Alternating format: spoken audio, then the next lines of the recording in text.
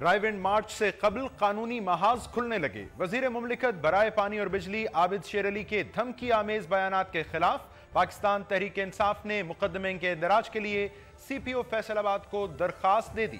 ادھر رائیونڈ مارچ کو رکوانے کے لیے لاہور ہائی کورٹ میں دائر درخواست کو جسٹس شاہد کریم نے سماعت کے لیے لارجر بینچ کے روبرو بھجوانے کی سفارش کر دی۔ رائیونڈ مارچ کے مظاہرین سے نمٹنے کے لیے نون لیگ یوتھ ونگ کی تشکیل کردہ ڈنڈا بردار فورس بھی میدان میں اترنے کے لیے تیار۔ گزشتہ روز کراچی میں گرفتار اور پھر رہا کیے گئے سندھ اسمبلی میں اپوزیشن لیڈر خواجہ اظہار الحسن نے اپنے خلاف مزید مقدمات میں درخواست ضمانت سندھ ہائی کورٹ میں جمع کروا دی۔ دوسری جانب میئر کراچی وسیم اختر کا کہنا ہے ماضی کو بھلا کر آگے بڑھنا چاہتے ہیں، ڈی جی رینجرز ہمارے بڑے ہیں، شہر کے مفاد میں ضمانت دی جائے۔ اور محمد ایجنسی مسجد خودکش دھماکے میں شہید نمازیوں کی تعداد بڑھ کر 36 ہو گئی۔ کوئٹہ بم دھماکے کی ذمہ داری قبول کرنے والی کالعدم جماعت الاحرار نے محمد ایجنسی دھماکے کی ذمہ داری بھی لے لی۔ آپریشن ضرب عضب کی کامیابیوں کے بعد بھی فاٹا غیر محفوظ کیوں؟ السلام علیکم ناظرین، پروگرام ان فوکس میں خوش آمدید۔ میں ہوں جواد احمد صدیقی۔ ناظرین، رائیونڈ مارچ کے حوالے سے اپنے حتمی پلان کا اعلان تو پاکستان تحریک انصاف نے کل اتوار کے روز کرنا ہے، لیکن اس رائیونڈ مارچ سے قبل ہی بظاہر قانونی محاذ کھلنے لگ گئے ہیں۔ وزیر مملکت برائے پانی اور بجلی عابد شیر علی صاحب کے دھمکی آمیز بیانات کے خلاف آج پاکستان تحریک انصاف کی جانب سے سی پی او فیصل آباد کو درخواست دی گئی ہے عابد شیر علی صاحب کے خلاف مقدمے کے اندراج کے لیے۔ دوسری جانب آپ کے علم میں یقیناً یہ بھی ہوگا کہ لاہور ہائی کورٹ میں پاکستان تحریک انصاف کے اس رائیونڈ مارچ کو رکوانے کے لیے ایک درخواست دائر کی گئی تھی، جس کو اب لاہور ہائی کورٹ کے جسٹس شاہد کریم صاحب نے اس سفارش کے ساتھ chief justice Lahore high court کو بھجوا دیا ہے کہ اس کی سماعت کے لیے ایک بڑا بینچ تشکیل دیا جائے۔ میڈیا اطلاعات یہ بھی ہیں ناظرین کہ نون لیگ یوتھ ونگ کی تیار کردہ ایک ڈنڈا بردار فورس اب تیار ہے رائیونڈ مارچ کے مظاہرین سے نمٹنے کے لیے بھی۔ ہمیں یہ صورتحال دیکھ کر اس سوال ذہن میں یہ آتا ہے کہ اس مارچ کو کرنے اور رکوانے کے لیے دونوں طرف سے جو تیاریاں جاری ہیں یہ کس نہج پر پہنچ کر ختم ہوں گی، اور پھر تحریک انصاف کے لیے بذات خود اس رائیونڈ مارچ کے لیے ان حالات میں اپوزیشن جماعتوں کو راضی کرنا، رضامند کرنا کتنا بڑا چیلنج ہے۔ اسی پر پروگرام کے پہلے حصے میں ہم بات کریں گے۔ مجھے اس وقت جوائن کر رہے ہیں پاکستان تحریک انصاف کے مرکزی ترجمان جناب نعیم الحق صاحب۔ نعیم صاحب، بہت شکریہ آپ کے وقت کا۔ سر، یہ ایک بیان ہی ہے عابد شیر علی صاحب کا جسے آپ لوگوں نے دھمکی آمیز کہا، اور اس کے خلاف آپ کے فاروق حبیب صاحب نے سی پی او فیصل آباد کو آج مقدمے کے اندراج کی درخواست دے دی۔ تو سر، یہ عابد شیر علی صاحب کے بیان سے کتنی خوفزدہ ہے تحریک انصاف اس وقت؟ ہم خوفزدہ بالکل نہیں، مگر ہم ان کو متنبہ کرنا چاہتے ہیں کہ اگر مسلم لیگ نون کی جانب سے کسی قسم کی رکاوٹ ہماری رائیونڈ مارچ میں پیدا کی گئی تو اس کا نقصان انہی کو ہوگا، ہم کو نہیں ہوگا، نمبر ایک۔ نمبر دو، اور اگر کوئی ایسے واقعات ہوتے ہیں جس سے کچھ نقصان ہو، کسی کو بھی کسی قسم کا نقصان ہو، تو اس کی ساری ذمہ داری جو ہے وہ مسلم لیگ پر ہوگی، کیونکہ انہوں نے مسلم لیگ کے قائدین نے اپنے غنڈوں کو یہ احکامات جاری کر دیے ہیں، اور ماشاءاللہ اس پارٹی میں غنڈوں کی تعداد بہت وسیع ہے، بہت بڑی ہے، کہ رائیونڈ مارچ کی راہ میں ہر قسم کے روڑے اٹکائے جائیں۔ تو آج جو ہم نے درخواست داخل کی ہے اس کا تعلق اپنے عابد شیر علی صاحب کی اس دھمکی سے تھا جو انہوں نے عمران خان کو دی تھی، اور ان کے الفاظ تھے کہ عمران خان کی ذات نہیں رہے گی، نہ عمران خان کی ذات رہے گی، یہ ان کے الفاظ تھے۔ تو اس کا مقصد واضح ہے کہ وہ ڈرا دھمکا رہے ہیں، اور اگر کسی قسم کی وہ خطرناک منصوبہ بندی کر رہے ہیں جس کے وہ میں سمجھتا ہوں ماشاءاللہ ان کی بڑی اہلیت ہے کہ اپنے مخالفین کو قتل کرنے کی، اپنے مخالفین کو مارنے کی۔ ماڈل ٹاؤن کے واقعات آپ کے سامنے ہیں، فیصل آباد میں ان کے اپنے لوگ کہتے ہیں کہ 24 قتل کر چکے ہیں ان کے ایک وزیر۔ تو میں سمجھتا ہوں کہ یہ ریکارڈ پہ لانا ضروری ہے، اور ان کو میں وارننگ دینا چاہتا ہوں آپ کے پروگرام کے توسط سے کہ اگر انہوں نے کسی قسم کی حرکت کرنے کی کوشش کی، ہماری راہ میں رکاوٹ بننے کی کوشش کی، تو میں سمجھتا ہوں کہ پھر ان کی حکومت جو ہے نا وہی ایک غیر متوازن طور پر میں سمجھتا ہوں سب سے زیادہ نقصان ان کی حکومت کو پہنچے گا، اور نواز شریف صاحب کے اقتدار کی کشتی جو اب بھی یعنی میں سمجھتا ہوں جس میں سوراخ ہو چکے ہیں وہ بہت جلدی ڈوب جائے گی۔ نعیم صاحب آپ کہہ رہے ہیں کچھ ہوا تو ذمہ داری ان پر ہوگی، آپ ہمارے پروگرام کے توسط سے ان کو وارننگ بھی دے رہے ہیں، لیکن ادھر لاہور ہائی کورٹ میں جو آپ کے مارچ کو رکوانے کے لیے درخواست دائر ہے اس میں تو یہ موقف آپ کے جماعت کے خلاف اپنایا گیا ہے کہ عمران خان صاحب حکومت کے خلاف نفرت انگیز تقاریر کر رہے ہیں اور یہ مارچ اگر ہوا تو انتشار پھیل سکتا ہے۔ تو نعیم صاحب بظاہر اس قانونی محاذ کا سامنا تو آپ کی جماعت اور آپ کے مارچ کو بھی پاکستان کے کسی اور شہر کی طرح وہاں ہزاروں کی تعداد میں لوگ بستے ہیں، وہ کسی کی جاگیر نہیں ہے۔ ہمارا آئینی حق ہے، قانونی حق ہے کہ ہم پاکستان کے کسی بھی شہر میں ایک پرامن مظاہرہ یا احتجاج کرنا چاہیں تو ہم کر سکتے ہیں، اور ہم نے پہلے بھی کیے ہیں بے شمار پرامن۔ پشاور سے اٹک کی ریلی نکالی، پنڈی سے اسلام آباد کی، لاہور میں ریلی نکالی، مکمل طور پہ پرامن تھی، اور ہم نے یہ کہہ دیا کہ ہمارا ان کے گھر پہ کا گھیراؤ یا ان کے گھر پر حملہ کرنے کا تو کوئی ارادہ ہے ہی نہیں۔ ہم تو ان کے گھر سے بہت دور ایک مقام پر ایک جلسہ کرنے جا رہے ہیں، اس لیے میں ان کو ایک دفعہ پھر متنبہ کرنا چاہتا ہوں کہ وہ اس قسم کی حرکات سے گریز کریں، کیونکہ اس کا نقصان جو ہے وہ انہی کو پہنچے گا، ہمیں نہیں پہنچے گا۔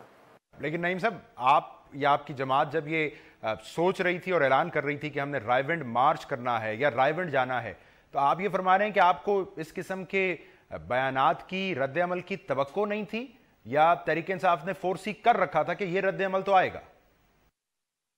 نہیں، ان کے اس کا رد عمل تو فوراً آ گیا تھا۔ ہمیں پتہ تھا، ہم نے رائیونڈ مارچ کا اعلان اس لیے کیا تھا کہ حکومت پر دباؤ جو ہے وہ اس حد تک بڑھایا جائے کہ یہ لوگ پاناما لیکس کے حوالے سے جو حقائق چھپا رکھے ہیں، ماڈل ٹاؤن کے قتل کے حوالے سے جو انہوں نے حقائق چھپا رکھے ہیں ان دونوں بھائیوں نے مل کر، وہ سامنے آ جائیں۔ قوم ان سے جوابات چاہتی ہے، یہ لوگ چھپ رہے ہیں، یہ لوگ بھاگ رہے ہیں۔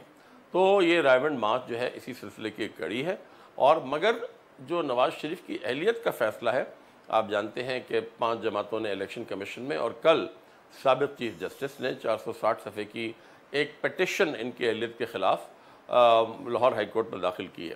ہمیں پوری امید ہے کہ اکتوبر کے مہینے میں نواز شریف کی اہلیت کے بارے میں یہ جو عدالتیں ہیں ان سے فیصلہ سامنے آ جائے گا، اور یہ انشاءاللہ یہ وزارت عظمیٰ کے عہدے پر فائز نہیں رہ سکیں گے۔ ٹھیک ہے نعیم صاحب، اب جو میڈیا پہ ہم مناظر دیکھ رہے ہیں کہ اس جانب سے بھی جو یوتھ ونگ ہے بظاہر نون لیگ کا، اس نے ایک ڈنڈا بردار فورس تیار کر رکھی ہے۔ اب ظاہری بات ہے مارچ ہے، لوگ ہوں گے اور دونوں جانب سے ہو سکتے ہیں، تو کیا ہے ذہن میں خاکہ آپ کی جماعت کے سیکیورٹی انتظامات کے حوالے سے؟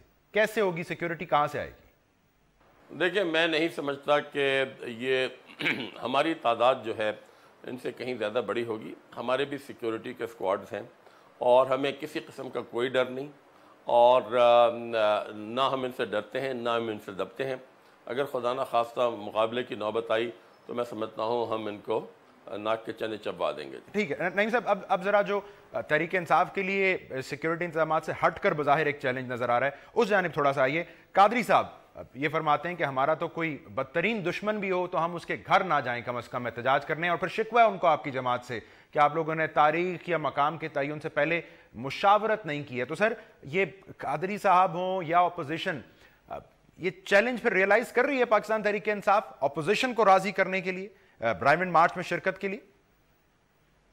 دیکھیں، سب سے پہلے تو یہ بات واضح ہو جانی چاہیے کہ تمام اپوزیشن کی جو پارٹیز ہیں، جس میں قادری صاحب بھی شامل ہیں، پیپلز پارٹی بھی ہے، شیخ رشید بھی ہیں، جماعت اسلامی بھی ہے، یہ سب ایک بات پر متفق ہیں، اور وہ یہ ہے کہ پاناما لیکس کے حوالے سے نواز شریف صاحب کو چند سوالوں کے جواب دینے چاہیے، اور یہ وہ سوال ہیں جو ہم نے TORs مشترکہ طور پر طے کر کے حکومت کے حوالے کیے تھے، جس کو حکومت نے قبول نہیں کیا۔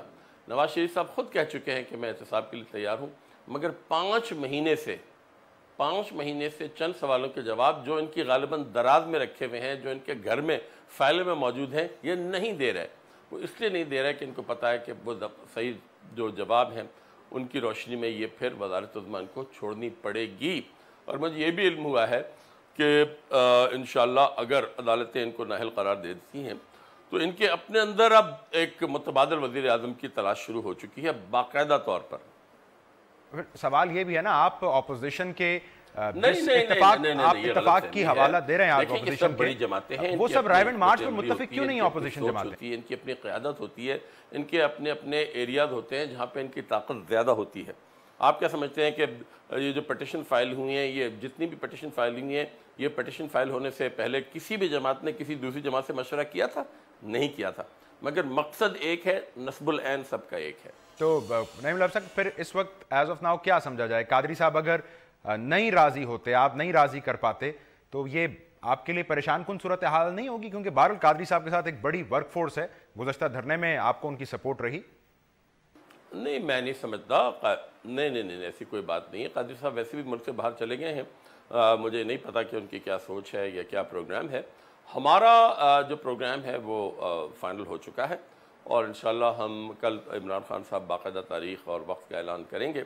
हम ज़रूर जाएंगे और ये एक पुरअमन मार्च होगी और एक इंशाल्लाह बहुत बड़ी मार्च होगी। तो नईम साहब, फिर आप ये तस्दीक करेंगे कि कल के मुशावरती इजलास के बाद ये ऐलान हो सकता है कि ये मार्च अब 30 सितंबर को होगा मुमकिना तौर पर?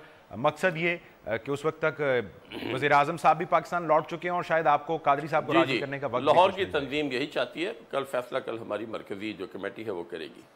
लाहौर की तंजीम ये चाहती। बहुत शुक्रिया नईमुल हक साहब, मरकजी तर्जुमान पाकिस्तान तहरीक इंसाफ, हमसे बात कर रहे थे और कह रहे थे कि उन्होंने जो मुकदमे के इंदराज की दरख्वास्त दी है नाज़रीन आबिद शेर अली साहब के ख़िलाफ़, उसका मकसद ये है कि तहरीक इंसाफ पहले से ये बात वाज़ेह कर देना चाहती है कि अब अगर कोई इंतशार की या तशद्दुद की कैफियत हुई तो उसकी ज़िम्मेदारी मुस्लिम लीग नून की जमात और हुकूमत पर आयद होगी। प्रोग्राम में एक ब्रेक शामिल करेंगे।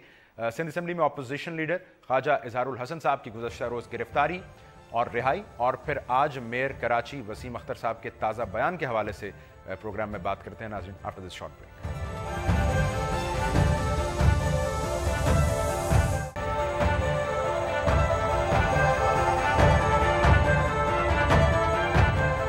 वेलकम बैक नाज़रीन। गुज़श्ता रोज़ गिरफ्तार और फिर रिहा होने वाले सिंध असम्बली में अपोजिशन लीडर ख्वाजा इजहारुल हसन साहब ने आज मज़ीद मुकदमात में ज़मानत के लिए सिंध हाई कोर्ट से रुजू कर लिया। इस मौके पर उन्होंने फरमाया कि मुकदमा जो कहीं दर्ज ना हो जिसके ख़िलाफ़ वो मलीर में दर्ज कर लिया जाता है। ख्वाजा साहब ने इस मौके पर यह भी कहा कि वज़ीर आला सिंध ने कल जिस तरह एन मुदाखलत की और मुअत्तल किया रावनवार को, उन्होंने बड़ा हौसला दिखाया है, लेकिन वक्त आने पर पता चलेगा कि उनके इस फैसले में कितनी मजबूती और ईमानदारी है। दूसरी जानिब आज कराची के मेयर MQM के जो रहनुमा हैं वसीम अख्तर साहब, वो भी इंसदाद दहशतगर्दी की अदालत में पेश हुए। उनकी जानिब से भी इसी किस्म की बात की गई। उनके वकील ने कहा कि सब काम राव अनवार के हैं। वज़ीर आला सिंध को भी यही साहब यानी राव अनवार साहब धमकियां देते रहते हैं। वसीम अख्तर साहब ने खुद ये फरमाया कि DG रेंजर्स उनके बड़े हैं। उन्होंने ये भी कहा इस मौके पर कि शहर के मफाद में उनको ज़मानत दी जाए। एक तीसरा बयान, बहुत अहम बयान, तहरीक इंसाफ के चेयरमैन इमरान खान साहब का सामने आया, जिन्होंने ये फरमाया कि वज़ीर आज़म पाकिस्तान ने गुज़श्ता रोज़ इस सारे मामले में मुदाखलत करके इस मामले को एक सियासी रंग दे दिया है, इसको सियासी मामला बना दिया है। सो MQM पाकिस्तान नाज़रीन इस सारे मामले को किस नज़र से देख रही है? क्या MQM को ये लगता है कि राव अनवार की मुअत्तली के साथ ही उसके मसाइल अब कम हो जाएंगे और MQM क्या हिकमत अमली अपनाएगी in the longer run in गिरफ्तारियों, जमानतों और मुकदमात से बचने के लिए? MQM के मेंबर कौमी असम्बली सलमान मुजाहिद बलोच साहब मुझे इस वक्त ज्वाइन कर रहे हैं। सलमान साहब, बहुत शुक्रिया आपके वक्त का। सबसे पहले तो ये फरमाइए, जो कल के वाकयात थे ख्वाजा इजहारुल हसन साहब को लेकर, सर समझ क्या आई है MQM को? एक राव अनवार का मसला था ये? आऊज़ु बिल्लाहि मिनश शैतानिर्रजीम, बिस्मिल्लाहिर रहमानिर रहीम, इय्याका नअबुदु व इय्याका नस्तईन, व तुइज़्ज़ु मन तशाअ व तुज़िल्लु मन तशाअ बियदिकल खैर, इन्नका अला कुल्लि शैइन क़दीर। बहुत शुक्रिया जवाद, आपको और व्यूअर्स को अस्सलाम वालेकुम। देखें जवाद, हमें तो ऐसा लगा कि जिसने भी ये काम कराया राव अनवार से, बकौल उनके कि मैंने ख़ुद किया है, लेकिन ऐसा हो नहीं सकता। और फिर वज़ीर आला सिंध ने जो इक़दाम लिए और फौरी तौर पे मुअत्तल किया, इंक्वायरी का ऑर्डर किया, तो आज जैसे ख्वाजा इज़हार भाई ने भी कहा कि हौसला दिखाया, हिम्मत दिखाई, और अब उनके मज़ीद प्रैक्टिकल इक़दाम इस बात की गमाज़ी करेंगे कि आगे क्या होता है। लेकिन आज तक जब मैं आपके शो में बैठा हूँ तो कोई इंक्वायरी इनिशिएट नहीं हो सकी उनके ख़िलाफ़, सिर्फ मुअत्तली का ऑर्डर हुआ है और कोई ना उनके खिलाफ मुकदमा हुआ है अगवा का, ना ही कोई FIR दर्ज हुई है, ना ही कोई ऐसा महकमाना कार्रवाई का आगाज़ किया गया है। तो ये थोड़ा बाइस से तशवीश है। इसी मुतालबा करेंगे, आप तो कहें इंक्वायरी नहीं हुई, आज तो खबर आई कुछ कराची के इलाकों में उनकी वापस बहाली के लिए मुजाहरे भी हुए, माजी में भी वो बहाल होते रहे और उतनी रफ्तार से मुअत्तल हुए और उतनी रफ्तार से बहाल भी होते रहे? सर देखें, हाँ ये भी एक बड़ा अलमिया है कि मुअत्तल भी हो जाते हैं, प्रोटोकॉल उनके पास होता है, वो मुअत्तली के दौरान भी मुकाबले करते हैं, बंदे मारते हैं फेक इनकाउंटर में, लेकिन कोई पूछने वाला नहीं है, कोई नोटिस लेने वाला नहीं है। और जहाँ तक आज के मुजाहिरे की बात कर रहे हैं तो ये वो मुजाहिरा करने वाले वो लोग थे जो लैंड माफिया से ताल्लुक़ है, जिनका ड्रग माफिया से ताल्लुक़ है, जिनका गुटखा से ताल्लुक़ है, जो गुटखा बेचते हैं गैर कानूनी तौर पर, ये तमाम वो क्रिमिनल किस्म के लोग थे जिन्होंने उनके हक़ में मुजाहिरा किया। लेकिन एक बात मैं अपने व्यूवर्स के लिए और आपके लिए बताऊँ जवाद, कि जस्टिस नासिर असलम जाहिद साहब जो सिंध हाई कोर्ट में जज थे, उन्होंने एक बड़ा तारीख़ी फ़ैसला दिया था और उसमें रूलिंग दी थी कि 5 ऑफिसर्स को फॉर एवर सिंध के अंदर पोस्टिंग ना दी जाए, सूबाई सिंध में, आउट ऑफ सिंध रखा जाए। उसमें राव अनवर का भी नाम शामिल था। लेकिन क्या वजह है कि ना आइन है ना कानून है, और इतनी लाकानूनियत दिखाई गई कल के वाक़े से। बहरहाल जितना उसको खोदेंगे, जितना कुरेदेंगे, उतना हमें दर्द होगा। माफिया वाले लोग इनको वापस बहाल करवा लेते हैं या कोई और है? अब सर देखें, मैंने तो आपको बता दिया, अब आप ढूंढ लीजिए, आपके रिपोर्टर यहाँ मौजूद हैं, आपके कैमरास जो है मौजूद है, आप चले जाइए। आप जो फुटेजेस हमने टीवी पे देखा है वो चेहरे तो हमें वही नज़र आ रहे थे। और ख्वाजा साहब अगर आज ये कहते हैं कि जी वज़ीर आला सिंध ने हौसला दिखाया है, तो इमरान खान साहब तो कहते हैं सर ये वज़ीर आज़म ने कहीं दबाव डाला और सियासी मुदाखलत की, तो ये वज़ीर आला ने हौसला दिखाया, वज़ीर आज़म ने सियासी मुदाखलत की है? सर देखें, इमरान खान साहब का इशू वज़ीर आला सिंध से नहीं है, इमरान खान साहब का इशू जो है कौम से नहीं है, इमरान खान साहब का issue prime minister of Pakistan से। वो बेरोज़गार आदमी है। अभी मरियम नवाज़ शरीफ साहिबा ने बड़ा अच्छा ट्वीट किया है, मैं उन्हें अप्रिशिएट भी करता हूँ कि इमरान खान साहब बेरोज़गार आदमी हैं, उनके पास कोई काम धंधा है नहीं, वज़ीर आज़म के पीछे पड़े हुए, बस उनकी एक ही ख्वाहिश है कि मुझे पाकिस्तान का वज़ीर आज़म बना दो। बाबा इलेक्शन का इंतज़ार करो, इलेक्शन में आपकी कारकर्दगी सिफर है और आप एक मतलब ऐसे बंदे को जो है वो सपोर्ट कर रहे हैं जो पूरे कराची में, सिंध में मशहूर है जाली मुकाबले करने में। और अभी तो सिंध हाई कोर्ट ने जो है ऑर्डर भी किया था, 2 बंदे उन्होंने ऐसे मार दिए थे पख्तून जो बेचारे सब्ज़ी बेचने वाले थे, उनके हाथों में हथकड़ियाँ बंधी हुई थी, उनका मुकाबला दिखा दिया था। तो उसमें तो हाई कोर्ट के ऑर्डर्स भी है कि FIR दर्ज की है, लेकिन कोई FIR नहीं है। तो इमरान खान साहब का क्या कहिए, KPK के हालात आपके सामने देख लीजिए, वहाँ तो संभाल नहीं पा रही है और आ रहे हैं कराची में बात करने के लिए। सिर्फ बुग़ज़ जो है वो पीपल्स पार्टी से इसलिए है कि पीपल्स पार्टी ने उनका साथ देने से इनकार कर दिया है, MQM से इसलिए कि MQM ने उनके गैर आइनी इक़दाम को सपोर्ट करने से जो है वो इनकार कर दिया है, उनके साथ सड़कों पे नहीं आ रही। ये बुग़ज़ है उनका और कोई बुग़ज़ नहीं। और नवाज शरीफ ब्रेक के बाद मैं आपके सामने फिर सवाल रखता हूँ कि बज़ाहिर वज़ीर आज़म को अप्रिशिएट या उनको क्रेडिट तो मेरा ख्याल है MQM भी देना चाहेगी, कल जिस तरह उन्होंने राब्ता किया वज़ीर आला सिंध से। लेकिन आपसे मैं जवाब लेता हूँ इस ब्रेक के बाद। स्टे ट्यून्ड नाज़रीन।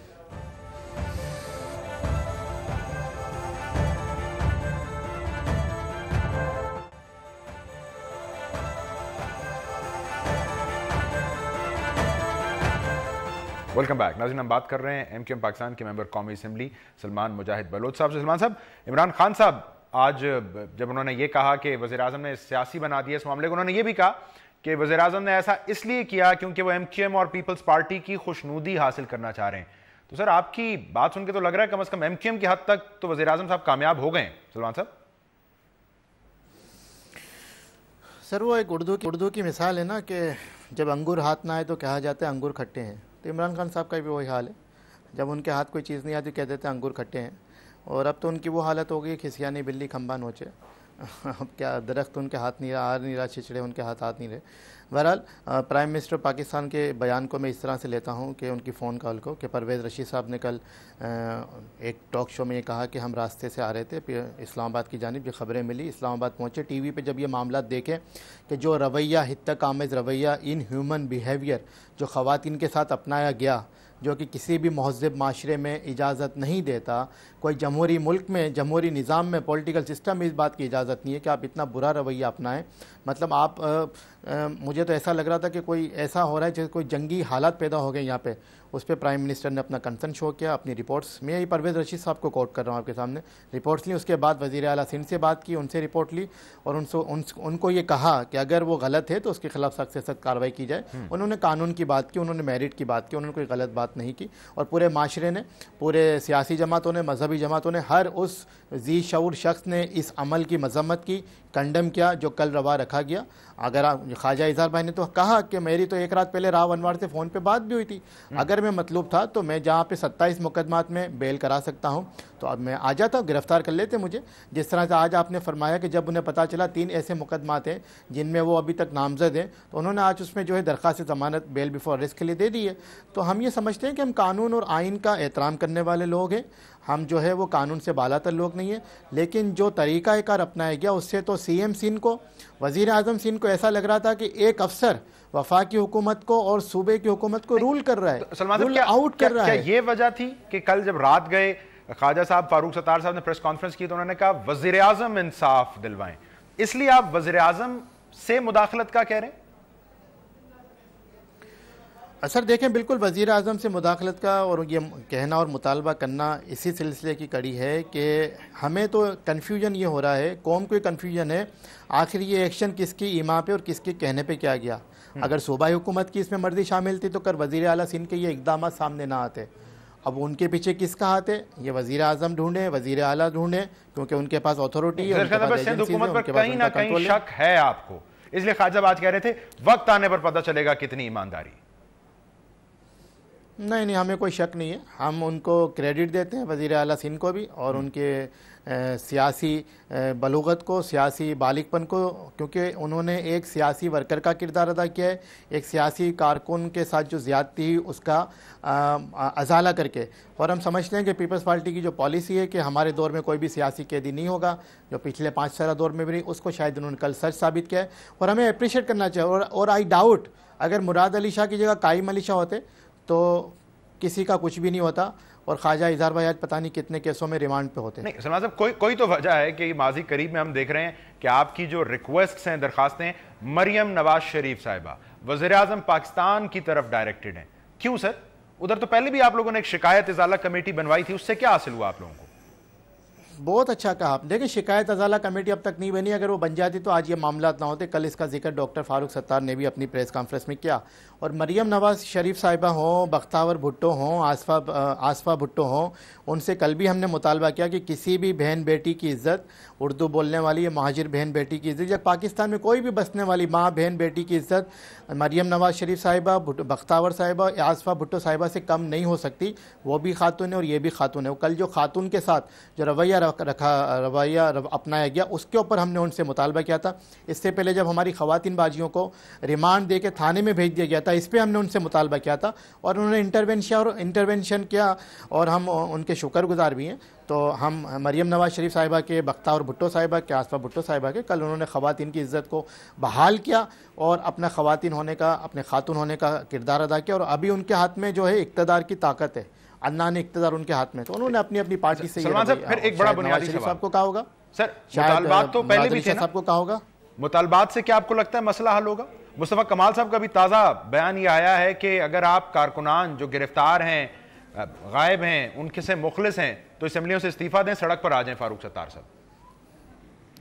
سر کسی کی خواہش تو ہو سکتی ہے کہ متحدہ قومی موومنٹ کے اراکین اسمبلی استعفیٰ دے دیں، اور اب میں آپ کو کل حامد میر صاحب کا وہ جملہ کوٹ کروں کہ جو خواجہ اظہار کی جو گرفتاری ہوئی ہے وہ اسی وجہ سے ہوئی ہے کہ فاروق ستار صاحب کے جو دائیں بائیں 3-4 لوگ ہیں ان کو پی ایس پی میں شامل کرانا تھا زور زبردستی سے، لیکن وہ اٹیمپ فوائل ہو گیا، ان کا ناکام ہو گیا۔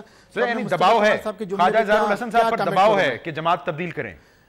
یہ میں حامد میر صاحب کو کوٹ کر رہا ہوں، حامد میر صاحب کو اس کو ایکسپلور کریں گے مزید، ان کے پاس آپ نے کیا ایکسپلور کیا؟ آپ کے ساتھی ہیں، دباؤ ہے خواجہ صاحب پر کہ نہیں ہے؟ باخبر صحافی ہیں، نہیں اتنا کوئی خواجہ اظہار پہ کوئی دباؤ نہیں ہے، اگر کوئی دباؤ ہوگا بھی تو دباؤ کا مقابلہ کرنا جانتا ہے۔ کل بھی اس نے 1.5 گھنٹہ گزارا، اذیت صحیح، اور شاید وہ پوری رات بھی اذیت میں رہے، کیونکہ ان کا چہرہ آج بتا رہا تھا کہ جو کل ان کے ساتھ ہوا ہے، ایک عزت دار آدمی کے ساتھ، عزت دار آدمی کے لیے اس کی سب سے بڑی جو اس کا اثاثہ ہوتا ہے اس کی عزت ہوتی ہے، جب اس کو اگر اس طرح توہین آمیز رویہ، اور وہ بھی اپوزیشن لیڈر، رکن اسمبلی، سابق صوبائی وزیر، طریقہ کار بہت غلط ہے، عزت کے لیے تو ہم سیاست کرتے ہیں جواد بھائی۔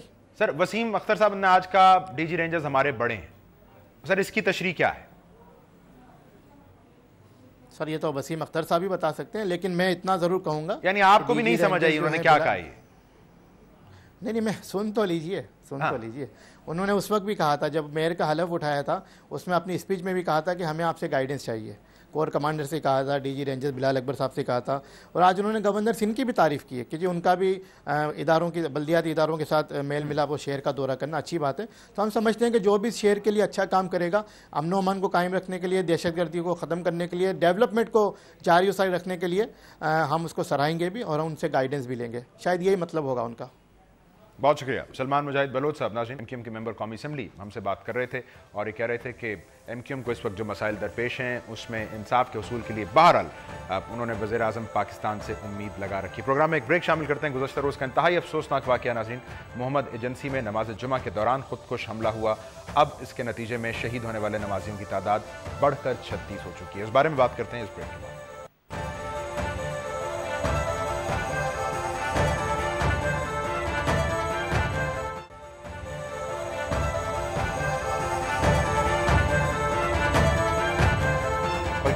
नाज़रीन, गुज़श्ता रोज़ मोहम्मद एजेंसी की तहसील अंबर के गांव पाए खान में नमाज जुमा के दौरान एक मस्जिद में खुदकुश हमला किया गया।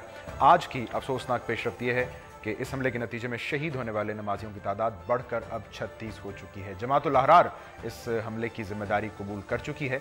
हमारे जहन में नाज़रीन बहुत ही बुनियादी सवाल है कि क्या ऑपरेशन ज़रबे अज़्ब के बावजूद अब भी फाटा गैर महफूज है, और ये जमातुल अहरार जो वक्तन फ़वक्तन हमलों की जिम्मेदारी कबूल करती रहती है, क्यों ये न्यूट्रलाइज नहीं हो पाई है? इसी पर हम बात करेंगे। द न्यूज़ पेशावर के रेजिडेंट और सीनियर सहाफ़ी रहीमुल्लाह यूसुफज़ई साहब मुझे इस वक्त ज्वाइन करें। रहीमुल्लाह साहब, बहुत शुक्रिया आपके वक्त का। सर, ये मोहम्मद एजेंसी जो बज़ाहिर अब काफ़ी अरसे से एक पुरअमन इलाका नज़र आ रही थी, वहाँ इतना बड़ा हमला होना, ये अभी भी एक सॉफ्ट टारगेट है मोहम्मद एजेंसी?